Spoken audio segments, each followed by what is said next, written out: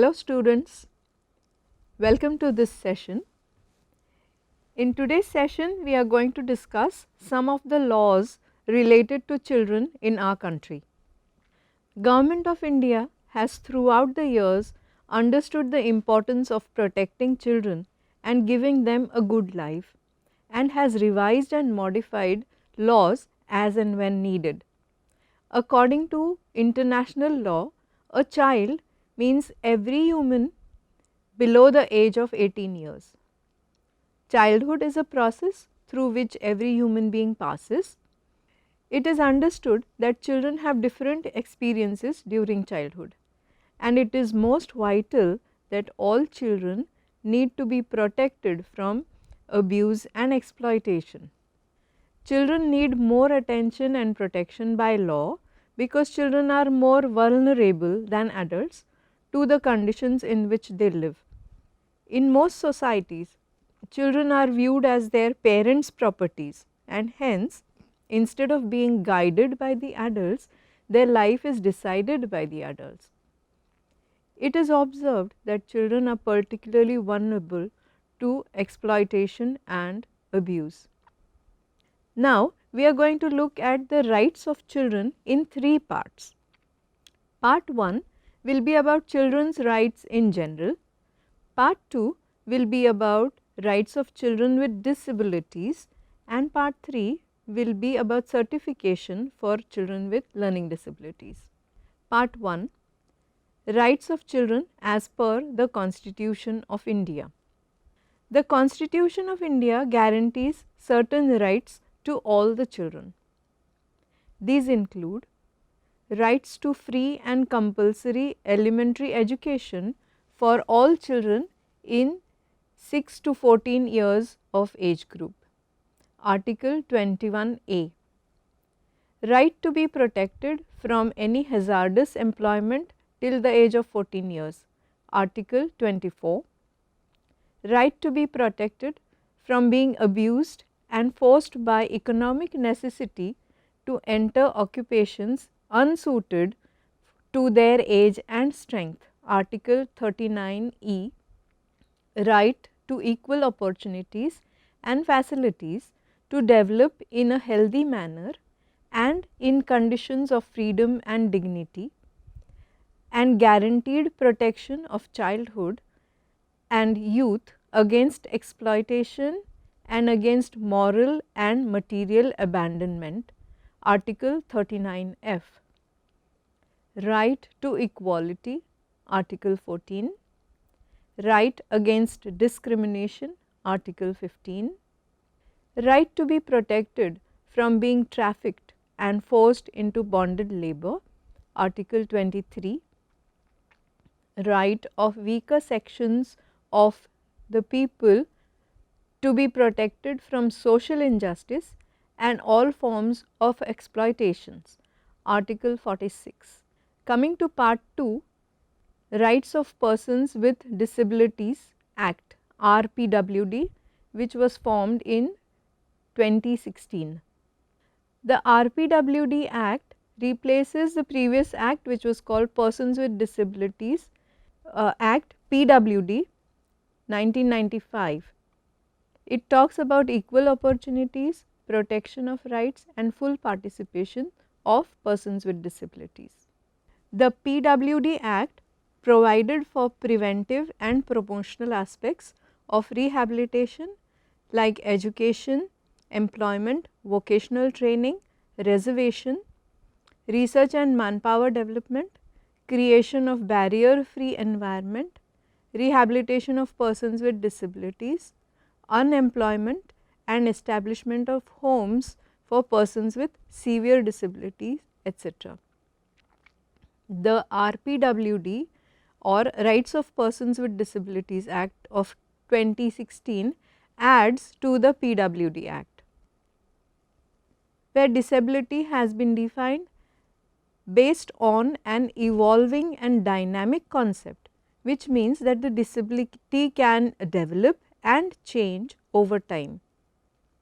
This is especially true considering the addition of 14 more disabilities under the RPWD Act. To be more clear, the types of disabilities have been increased from existing 7 to 21, and the central government will have the power to add more types of disabilities.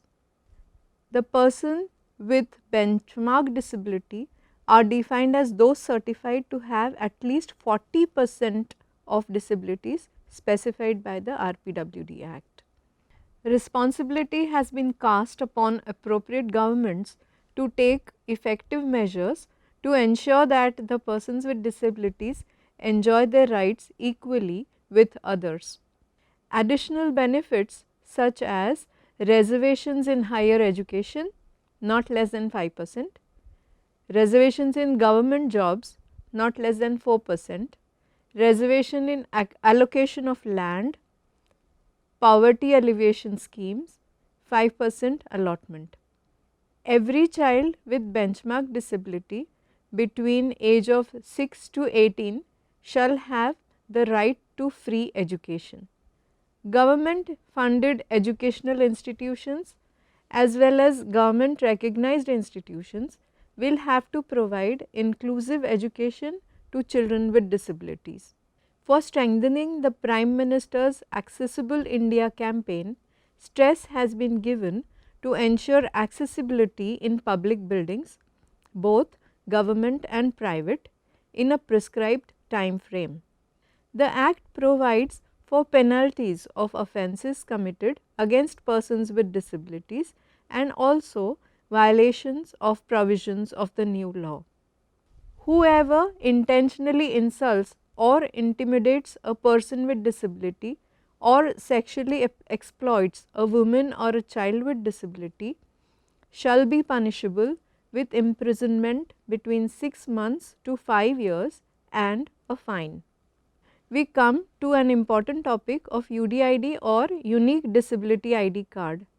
For all individuals with disabilities, it is essential to have a UDID or Unique Disability ID card. The disability certificate and or identity card is the basic document that a person with disability of more than 40% requires in order to avail any facilities, benefits or concessions under the available schemes. However, it is not required for getting admission in school for formal education. For registration for UDID, these documents are required with online application. A scanned copy of recent colored photo, scanned image of signature which is optional, a scanned copy of address proof like Aadhaar, driving license, state domicile, etc. A scanned copy of identity proof like Aadhaar card, PAN card, driving license, etc. A scanned copy of birth certificate. This process can be done online on https://www.swavalambancard.gov.in. This certificate is valid for period of 5 years. When there are no chances of variation in the degree of disability, a permanent disability certificate is given. Part 3, Certification for Specific Learning Disabilities. This certificate is required for the board exams of 10th and 12th. Several concessions are given for children with learning disabilities. The respective medical boards constituted at the state or district levels are the certifying authorities to issue the disability certificate. The board consists of chief medical officer / subdivisional medical officer in the district and another expert in the specific field.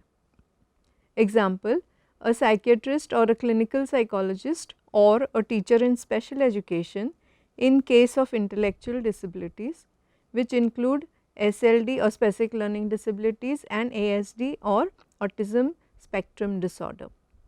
Assessments are to be done by government recognized centers or hospitals. The documents needed to be submitted by the school to the exam board are psychoeducational assessment report, recommendation by RCI registered rehabilitation psychologist, application by the school for concessions which should include school teachers' reports, principals' letters, work sample and assessment reports.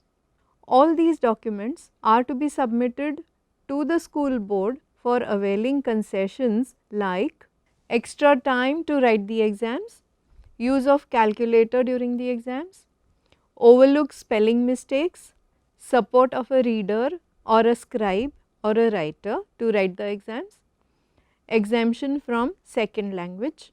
These concessions can be given by the school at younger classes too, right from grade 1 at the school's own discretion. No child should be left behind due to their disabilities. Each exam board has their own set of concessions for the 10th and 12th exams.